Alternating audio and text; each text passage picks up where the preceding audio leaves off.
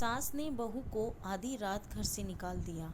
सुबह दरवाजे पर जो खड़ा था उसे देखकर पूरे परिवार के होश उड़ गए। रात के ठीक 12 बजे थे। पूरे घर में गहरा सन्नाटा पसरा हुआ था।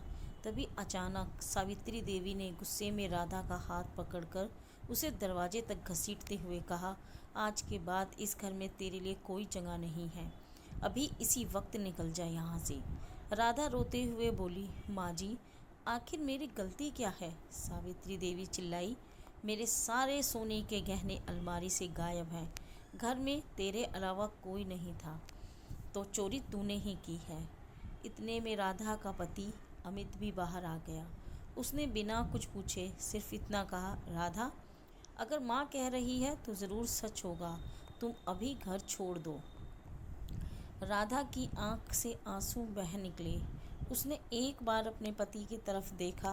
उसे उम्मीद थी कि वह उसका साथ देगा, लेकिन अमित ने नज़रें फेर ली। राधा चुपचाप घर से निकल गई।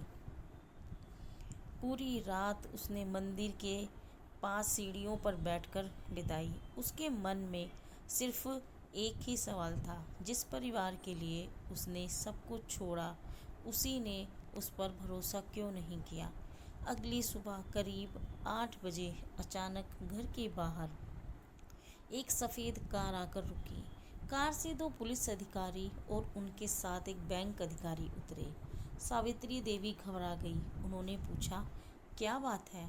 बैंक अधिकारी ने कहा, मैडम, आपने कल अपने लॉकर से जुड़े कैमरे की शिकायत दर्ज कराई थी। उसकी रिकॉर्डिंग मिल गई है। उन्होंने मोबाइल पर वीडियो चलाया। वीडियो देखते ही पूरे परिवार के चेहरे का रंग उड़ गया। वीडियो में साफ दिखाई दे रहा था कि रात को गहने राधा ने नहीं, बल्कि सावित्री देवी के छोटे बेटे रोहित ने निकाले थे। उसने गहने बैग में रखे और चुपचाप घर से बाहर चला गया। रोहित रोते हुए बोला, मुझे माफ़ कर दो माँ, मेरे ऊपर बहुत कर्ज था। डर के मारे मैंने चोरी की और इल्ज़ाम भाभी पर लगने दिया। सावित्री देवी के पैरों तले ज़मीन खिसक गई। अमित को अपनी सबसे बड़ी गलती का एहसास हुआ। वह बिना देर किए मंदिर पहुंचा, जहां राधा अभी भी चुपचाप बैठी थी।